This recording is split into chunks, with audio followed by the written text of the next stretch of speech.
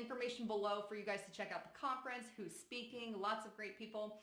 But in addition to that, he also wrote Technocracy Rising, and he's got a website which I actually use as a news source quite often, but technocracy.news. So Patrick, that was a big intro, but can you tell us, I guess for starters, what technocracy is for those who may not know, because this is something that you really believe is infiltrating our culture and kind of taking over, and it's obviously part of the globalist plan. So shed some light on that.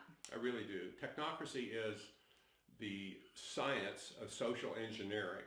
And if you don't know what social engineering is, it's the stuff you don't like when people are trying to tell you what to do, where they make the decisions and you don't. Social engineering.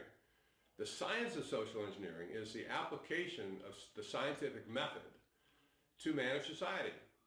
And if people don't understand it, which many people still don't, they wouldn't understand the concept. They're feeling the effects of it today as they get more and more limited as about the things they can do and can't do. Try and get a building permit in some areas, for something you want to do to your own property. Try to get money out of the bank on a weekend when you've got a bunch of money in the bank and you can't get more than $300 out of the bank. They tell you, no, sorry, you can't get any more money out. Well, why not? It's my money. I want it. Well, they'll just shake their head and say, I'm sorry, but that's the rules. Well, technocracy is rule by rules as well. And the rules are all set into computer algorithms that decide what you can and can't do. We see this in China today, which is a technocracy, by the way. China has a social credit scoring system where they collect data on every conceivable thing that a person does. Who they know, who their friends are, what they buy, where they go, what they post on their social media. And let me add about China. I know I'm interrupting, but they just had a marriage, if you will, with Apple. Yes. And Apple has decided to go ahead and share all the information. It's very disturbing. With China. Very disturbing, not merger, but association. Yeah. China is autocratic for sure. It's collectivist for sure, but it's not communist anymore. It's a technocracy. And global scholars have pegged this very clearly, that China's a technocracy. But this social credit system, if you don't score correctly, you will have social services denied to you, and you'll never know what hit you. Like, for instance, a story just recently says that, well, you may not be able to send your kids to private school. You may not be able to rent an apartment in a certain area because it's too risky for you. You may not be able to travel to certain parts of the country because you're a bad boy or a bad girl. And if you're associated with somebody who is a bad person, according to them, your social credit score will be lowered as well, just because you associate, you're friends with them on their social media or whatever. It's absolutely insane. It's using data as a weapon against the people. You could call it weaponized data if you want, but it's using normal day-to-day data in society to combine that with computer analysis to decide who should get privileges and who shouldn't get privileges. So considering what we're seeing in America, obviously, you guys know, you watch a ton of information on my channel and multiple others, but if we consider what they're doing in America, we have the NSA, the CIA, which has a subsection of the NSA. We have televisions that can record what you say. Streetlights even do that. All kinds of patents that record our data. We had Edward Snowden come out saying the mass amounts of data. We have Facebook, Mark Zuckerberg giving information to the government, creating those profiles. So would you say, then I have a two-part question, are we headed that direction, and how far are we? Absolutely we are. Much of the technology that's being used in China today originated here in the United States. The problem was it was patently illegal to use it here at the time. So they exported it to China, who was more than willing to take it to further their own technocratic dictatorship, if you will. Now that they've perfected it in China, guess what's happening? It's coming back here. And it's going to be re-imported back to America. You already see bits and pieces of this already. For instance, many cities have adopted pre-crime analysis systems. What is it? Pre-crime. Yeah, I know. It's no, not the Matrix, but what's the other one? Yeah. I'm blanking on the name of the movie. There was the whole pre-crime with Tom Cruise. Yeah. But, pre-crime analysis is predicting where crime is going to happen based, using artificial intelligence and stuff like this. And it's basically just predicting the future is what it is, but it's nonsensical. But we see this stuff coming back here. So if some program decides that Lisa Haven is about to create a crime somewhere, they're going to show up at your door before you do it and prevent you from doing it, they say, which is insane too. But I mean, this is the mentality of the technocrat mind. It's crazy. So this technology is coming back here. You see cameras popping up everywhere now, ad infinitum. They're everywhere.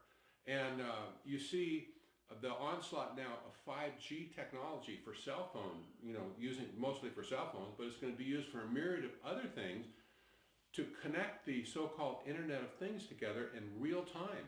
This has never been done before, but 5G is going to be so fast, it's going to almost be like gigabit Ethernet, which some people have, and you know how fast that is. Oh, yeah.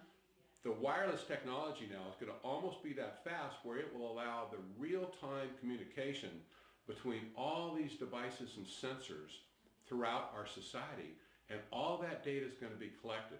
We used to say decades ago, follow the money, follow the power. That was a reliable way to get to what's going on. Today, follow the data, follow the power. Watch where your data is going. When your data leaves you, and I don't want to sound mystical about this, but when you see your data going out from you somewhere, follow the trail, and you'll find out who's at the end of it and where the power actually lies. I think that's a bold statement because it's so true. When I've explained on my channel multiple times how we're in an information war. It's a different kind of war, I think, that we've never experienced on any level before because we have the freedom of the internet, which is under attack constantly. I mean, massively. And these are things I think we all have to be aware of, especially when we have that rising in America. So how far do you think, I know you can't put a timestamp on anything, we never can, but I mean, we're talking years, decades, what would America look like? Yeah, at this point, we're just talking a few years. The only thing left to really energize the Internet of Things to make this happen is the implementation of 5G communication technology. And that's already being done around the world, pilot studies and stuff. And that's just a higher, more better... It's a higher frequency, and for the most part, and nobody's really done any medical testing on it either, which is another concern, but it's a higher frequency, it's major heavy duty as far as speed is concerned. And all of the Internet of Things devices, what are we talking about? We're talking about the smart meters on your home. We're talking about, your smart technology and the things inside your home, like your thermostat, like your washing machine and dryer, and all those sorts of things. These are now equipped with Wi-Fi technology that can be, sucked in from outside. And you're talking about cameras and stuff, all the Wi-Fi enabled cameras that are all over the place, These things also can be incorporated into the Internet of Things where everything can be accumulated on demand, just real time. This has never been able to happen. It has never happened like this before. So it's a little bit of an unknown in one sense. What are they going to do with this? Well, I can't believe at this point that they have any idea of being benevolent towards you and I. But in China, if China's an example, China is using this technology right now to completely suppress their citizens. They're totally managed. They can't move left. They can't move right. The system knows what they're going to do before they know it. That's huge. And I think here's one of the other things. We had a little bit of a conversation off the record before we get in, but he writes a book, Technocracy Rising, great book. But there was also a counter to that was written just this year. Now, you wrote your book when? I wrote my book right at the end of 2015. 2015. Yeah. And there's a new one that came out that actually pushes exactly what he's been talking about since the beginning of this video, about the technocracy principles. We'll show it on the camera. I'm back. Technocracy in America. This one was written this year, you said? This was written early last year. Early last year. Now this guy is, I'll let you tell him, but basically this book pushes what we don't want, which is technocracy in America. So this is a globalist pushing globalist principles, and he was named one of the, I'll let you say. Yeah, Dr. Parag Khanna is one of the leading global scholars in the world. He's down in Singapore, based at the U School for Public Policy in Singapore. And he's young, he's articulate, he's a handsome young guy, I have to say too. But the global elite absolutely love this guy. They listen to everything he says. They read all of his books. He's written several already that are highly celebrated. And he wrote this little book just last year called Technocracy in America. And he is a technocrat himself. He praises Singapore, he praises China, he praises Korea, he praises Japan and Switzerland, but he really condemns America in this book because he says America's democracy is dead. Of course, we don't have a democracy here, but that's what they think. Yeah. He says it's dead, and that we need to implement direct technocracy in America. The model which he would most favorably put forth is a model that we see in China today, where there's a Politburo, there's a committee of 7 people that they have a head, of course, but it's a committee of 7 that kind of runs everything in the country. Switzerland has the same head model. They don't have one president; they have a committee of 7. And in this book, he says radical stuff. It could have been written straight out of the 1930s when technocracy was originally started. He says we need to get rid of the Senate. The Senate is useless to us in a direct technocracy. Send them home. Start instead by sending an assembly of governors. And he says, well, every state should elect 2 governors. One governor would be the home governor. The other governor goes to an assembly of governors to work in Washington and be the executive managers, if you will, of society. He said, well, we need to get rid of the office of the president. We need to have a committee of presidents. We need to elect 7 co-presidents. And they all work together to get everything done. And then he says the Constitution, well, let's see, there's no Senate anymore, so the Constitution should be turned over to the Supreme Court for management and updating. Just minor things, you understand. The rest of society, all the agencies, need to be run by technocrats who will simply just do their thing with no accountability to the people. This is radical, radical stuff. Never seen anything like this in America before. And see, that's the sad part. Influential people in America are reading books like this, promoting it, pushing it, and he's one of the 75 most influential people in the world, you said? He was, and one of the magazines, I think it was Esquire, said that he was on the 75 most influential list.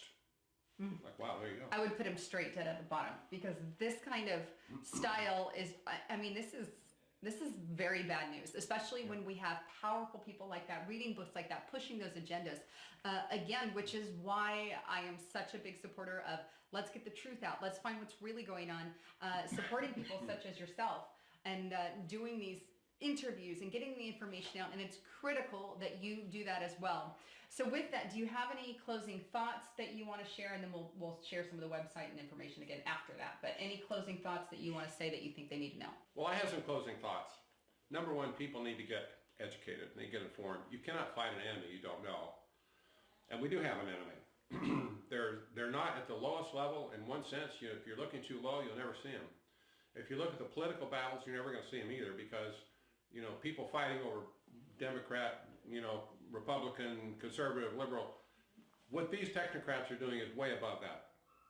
They don't care who's in power. They use both sides with equal ease of use, so to speak. But what people need to do,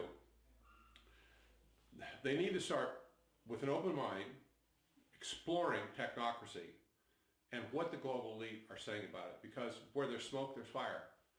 When you have books like Parag Khanna's book coming out, Technocracy in America, you better wake up because this is what they are talking about behind closed doors. I've been following this stuff for 40 years, Lisa. We wrote about the Trilateral Commission way back in the 1970s, and what they were doing behind closed doors, we found out because they wrote very prolifically all what they're talking about. We dug it out, we read it, we said, people, if they do what they're saying they're going to do, we're in trouble. America's going to get turned upside down. And nobody listened, of course, but there it was at that time, but there it was. It was in black and white. This time around, we're not going to get another chance, in my opinion. They're saying what they're going to do. They have the means to do it. They have all the platform to do it. And they're proceeding to do it. It's all around us. And I bet everybody watching this video has something that they can feel the manacle closing in around their neck on some kind of limitation where they're being told, no, you can't do that. Or if you move this way, no, you can't do that. everybody's starting to feel pain. It's time to wake up and address, where is this coming from? Who is doing this to us? And once you find out, once you see the picture, you can't unsee it, but when you find out who they are, it's not that difficult then to confront them, because these people have never been confronted. They've just been able to coast along like a submarine, right, under the water. Occasionally a periscope comes up and, well, there they are over there. But they've just been cruising along under the water, doing their stuff like, with no resistance whatsoever. And I would suggest when they are confronted, they don't hold up very well at all. They're not used to it. They have no answers. And when you hit them with logic and truth and just the will of the American people, they start to sweat. And we need to make them sweat. It's just that simple. That's true. Yeah. And I couldn't agree more. And the thing is, we need to understand that even though these bubbles might feel like we've heard it before, we all know what's going on, and we live in a desensitized kind of, you had brought that up earlier. We can't be desensitized to Trilateral Commission or the UN or Agenda 21, these policies. We have to now understand that they are something and take a stand against it in our schools, in the voting box, at home, passing out information, sharing videos, the Red Pill Expo. Get involved in these kinds of things. Bring people to events like that, because this is the way that we have to stand in the gap to win the generation, or we're going to be headed for far, far worse, unfortunately. So with that, Pat, do you want to share your book, your website, more information on the Red Pill Expo, the date and location as well? You can find my website at technocracy.news, and I've abandoned everything else I've been doing over the years, rolled it all into technocracy.news, because I feel that is the most important thing at this point, to get out to people. And you can find my book there as well, but it's also on Amazon. If you go to Amazon, you'll find 127 five-star reviews that you might want to read through and find out why my book has, over the last 2.5 years, received 5-star rating on Amazon.com. I suppose that makes them grind their teeth. But the name and Patrick Wood is the author, obviously. That's right. The name is Technocracy Rising, the Trojan Horse of Global Transformation. And I am the author, of course, Patrick Wood. And so you can get it on my website. I love to send out an autographed copy if anybody buys it from me directly. They can't do that with Amazon because they print them and they send them out. You get quick delivery, though, from Amazon. But the only way you can really understand it, I'm afraid, is to read the book. And at this point, technocracy.news, I'm sad to say this, it's the only website on the internet, the only one in the entire world, that is dedicated to a critique of technocracy. Can you believe that? That's a good one. Sometimes I wake up and I think, maybe I'm crazy. Maybe it's just crazy doing this. There's nobody else. There's no competition at all. But you would think by this time I would have hundreds of thousands of visitors a day. Guess what? It ain't there yet. But I'm not going to quit. This is so important. People sooner or later are going to wake up to it and they're going to go, where can I get information? And I'm just going to hold a flag up, guys, over here. It's over here. Technocracy.news. Absolutely. And then if anybody wants to check out the Red Pill Expo, the location and date on that as well. Redpillexpo.org is going to be held in Spokane, Washington this year, June 21, 2, and 3. It's going to be amazing again. We've got a group of about 20 speakers across 2 days. It's jam-packed. Some of the best top people in the world in their given area. We're going to have Larry Pratt come and talk to us about gun rights and what's going on in Washington with gun rights these days. We have Tom DeWeese coming from American Policy Center to address us on Agenda 21 and property rights issues and stuff. He's a world-renowned expert on that. We've got other people of that caliber coming to address their specific topic. We've got a lady by the name of Twyla Braze coming from the National Health Freedom, but she's written a book called Big Brother in the Exam Room, and she understands technocracy. Healthcare is falling into the hands of these people. What we're trying to do is bring together a diverse group of people to hit the nail on the head where people want information on what's wrong with this area in the world, what's wrong with this area. We've got a guy coming, Dr. Duke Pesta, to talk about education and Common Core and how that has transformed the education system. And this guy is a world-renowned speaker and author. He's a professor Emeritus at University of Wisconsin, I believe. It's such a lineup, amazing lineup of people coming to speak to us. There's nothing like it in anywhere in our country that, and except for the one we did last year, absolutely nothing like this in the last 20 years. Awesome. So make sure you guys check all that out. I'm going to have it below.